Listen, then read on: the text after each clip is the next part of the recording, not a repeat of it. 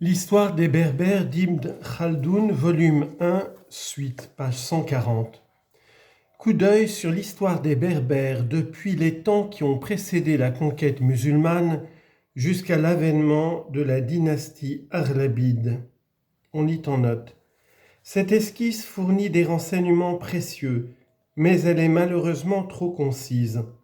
Il en est de même des chapitres sur les Émirats arabes et les Aghlabides que notre auteur a insérés dans une autre partie de son ouvrage et dont M. Noël Desvergers a donné une édition. L'extrait de la grande encyclopédie An-Nuwayri qui accompagne ce volume complète les indications d'Ibn Khaldoun. Fin de la note.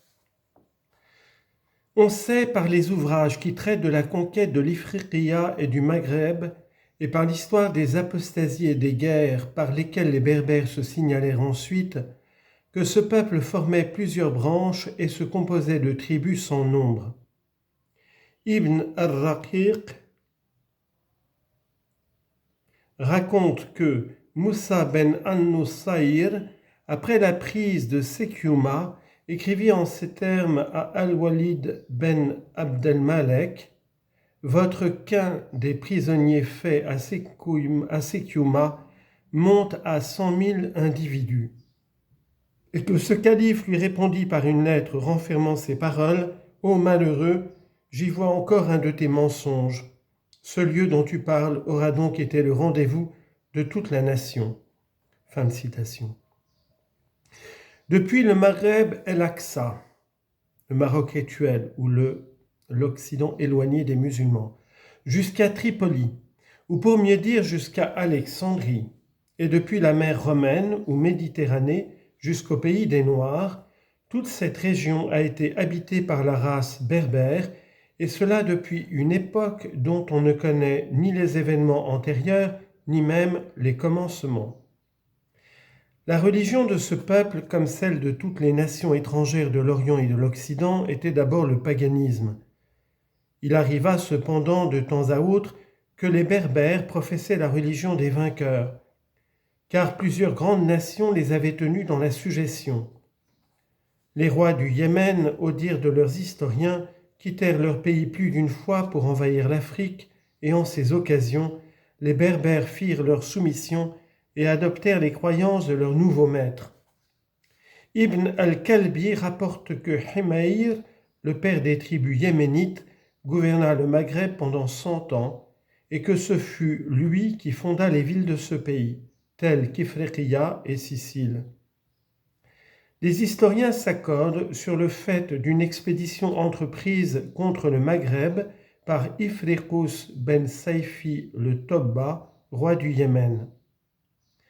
Les princes des Romains aussi firent partir des expéditions de leur résidence, Rome et Constantinople, pour subjuguer les habitants de ce pays. Ce furent eux qui détruisirent la ville de Carthage et qui la rebâtirent plus tard, comme nous l'avons raconté dans notre chapitre sur les Romains.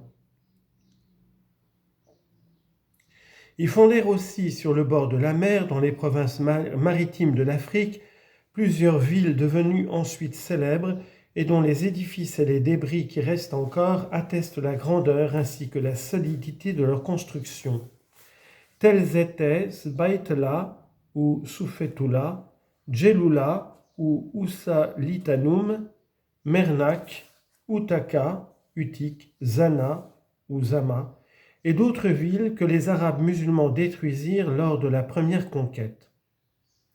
Pendant la domination des Romains, les Berbères se résignèrent à professer la religion chrétienne et à se laisser diriger par leurs conquérants, auxquels du reste ils payaient l'impôt sans difficulté. Dans les campagnes situées en dehors de l'action des grandes villes, où il y avait toujours des garnisons imposantes, les Berbères, forts de leur nombre et de leurs ressources, obéissaient à des rois, des chefs, des princes et des émirs. Ils y vivaient à l'abri d'insultes et loin des atteintes que la vengeance et la tyrannie des Romains et des Francs auraient pu leur faire subir. À l'époque où l'islam vint étendre sa domination sur les Berbères, ils étaient en possession des privilèges qu'ils venaient d'arracher aux Romains, eux qui avaient précédemment payé l'impôt à Héraclius, roi de Constantinople. On sait que ce monarque recevait un tribut de soumission, non seulement d'eux, mais d'Al-Makoukos, seigneur d'Alexandrie, de Barca et de l'Égypte, ainsi que du seigneur de Tripoli, Lebda et Sabra, du souverain de la Sicile et du prince des Goths, seigneur de l'Espagne. En effet, les peuples de ces pays reconnaissaient la souveraineté des Romains desquels ils avaient reçu la religion chrétienne. Ce furent les Francs ou Latins qui exerçaient l'autorité suprême en Ifriqiya, car les Roums ou Grecs n'y jouissaient d'aucune influence. Il ne s'y trouvait de cette nation que des troupes employées au service des Francs. Et si l'on rencontre le nom des Roums dans les livres qui traitent de la conquête de l'Ifriqiya, cela ne provient que de l'extension donnée à la signification du mot. Les Arabes de cette époque ne connaissaient pas les Francs, et n'ayant eu à combattre en Syrie que des Roums, ils s'étaient imaginé que cette nation dominait les autres peuples chrétiens et que Héraclius était roi de toute la chrétienté. Sous l'influence de cette idée, ils donnèrent le nom de Roum à tous les peuples qui professaient le christianisme. En reproduisant les renseignements fournis par les Arabes, je n'y ai fait aucun changement, mais je dois néanmoins déclarer que Djorejir, ou Grégoire, le même qui fut tué lors de la conquête, n'était pas Roumi, c'est-à-dire grec, mais franc, c'est-à-dire latin, et que le peuple dont la domination avait pesé sur les Berbères de l'Ifriqiya et qui en occupait les villes et les forteresses étaient des Francs.